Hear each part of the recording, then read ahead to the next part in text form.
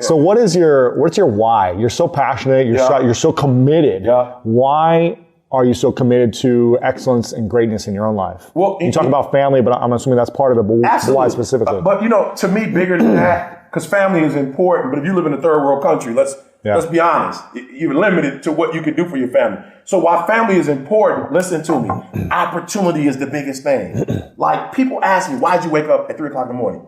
If I could be a millionaire in America and live wherever I want to live, all I have to do is get up at 3 o'clock in the morning. That's pretty sweet. That's it. That's a sweet deal. And I can go to bed whenever I want to go to bed. And I can buy a good bed. I can have a good mattress, right? That I can sleep in when I go to bed, right? So for me, it's opportunity that in this great country, and this country has had its dark past. But I'm fortunate enough. Yeah, I'm fortunate enough not to have lived in that dark past. Mm-hmm. So there was a time in this country's history where Eric Thomas would not have had some of the opportunities that I have now. So I have opportunities that Dr. Martin Luther King didn't have. I have opportunities that just 50, 60 years ago they didn't have. So in my generation, it doesn't make a difference what your race is. It doesn't make a difference what your ethnic background is. I can be an entrepreneur. Like 100 years ago, somebody from my background couldn't have been an entrepreneur. I can be a CEO of a company. Right. The two of us can get together, and work together. Like, I live the dream. Yeah. I have an opportunity to live Dr. Martin Luther King's dream. You mean to tell me that I have that opportunity, I'm not going to take advantage of it? Yeah. Like, that's ignorant. Like, there was a time where we couldn't go to school, where if we were trying to get in school, they bring the National Guards, they've got dogs, and they're walking these kids in, to a school where people don't want them. I have an opportunity to go to school and be embraced by professors. Yeah. I have an opportunity to write books. I have an opportunity to do conferences. I have an opportunity to have a show on YouTube. You mean to tell me I have an opportunity to do that and get paid for it, and I'm not going to take advantage of that? Like, that's what I'm passionate about. We flew first class last night, my entire family, right? I have an opportunity to fly first class. I have an opportunity to walk up to the street, Ontario Airport, and just get a vehicle. Like, that's not something that happened 200-300 years ago. And here I am living the dream. And you mean to tell me that the whole world is in front of you and you're not going to try to be a millionaire or billionaire? You're not going to write books. You're not going to get degrees. So for me, opportunity, and this is the biggest thing that, listen to me, that's ever happened in my life. And I know we all have different goals, different dreams, to each his own. But the greatest contribution of my life, I dropped out, my grandfather dropped out, my father dropped out. My son graduated from high school on time, right? Went to Michigan State University. He is a student at Michigan State University, a Big Ten institution, works for Tom Izzo, who is going to go down in the NCAA Hall of Fame as a basketball. My son is working with one of the top coaches in the world as a general manager, traveling the world. This was maybe about a month and a half ago. I just, overwhelmed.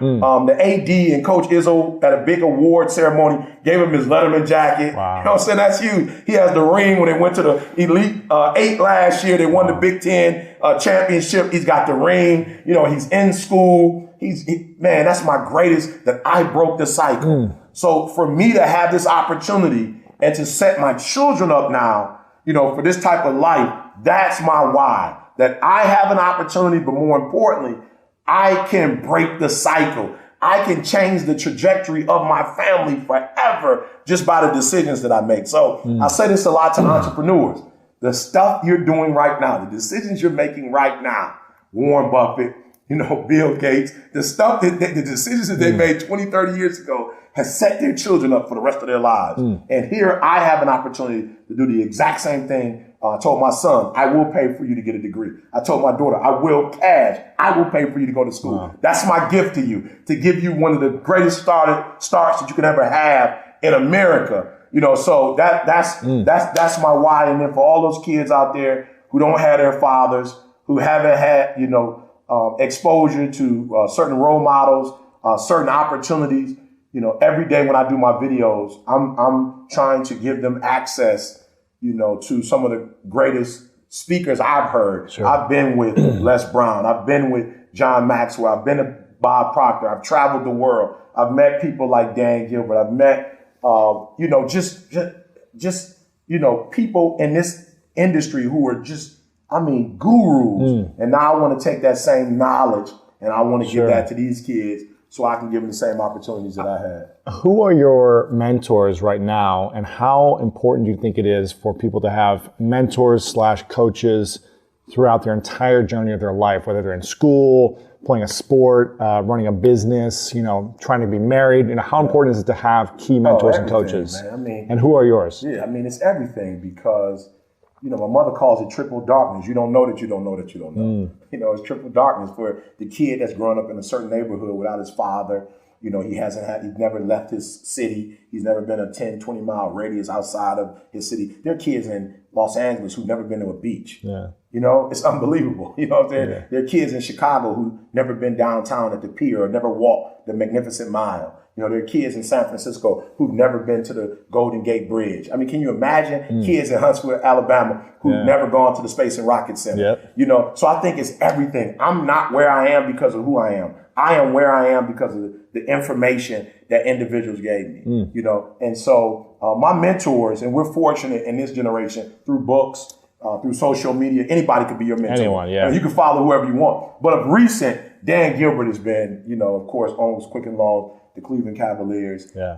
He's been a mentor to me. He shared with me, the 19 principles that he uses to revolutionize not only his company, but bring back Detroit. And I think that's why my relationship with Dan Gilbert is so important. Bill Emerson, who's also with Quicken Loans, Tony Knuckles, is because I'm watching these guys build Detroit back up. Yeah. I get to see the millionaires, billionaires who are building the city back up. I know them. I get to call them. I get to do lunch with them. Wow. I get to ask them questions. So Dan Gilbert is one. Tom Izzo, definitely, have an opportunity. He seems like an awesome guy. Oh, awesome guy, man. I'm talking about hard-nosed, old school, just lives by principles. Going to the practices, having access to Tom Izzo, has been another mentor. Coach D'Antonio with the football team. I get an opportunity to, go up there on a regular basis and just watch how he operates. I watch these guys in the film room. Yeah. I get to see these guys, on the road, on the plane, how they're pouring into these kids and, forcing these kids to get a degree, and just the exposure that they're giving to these kids. And then through them,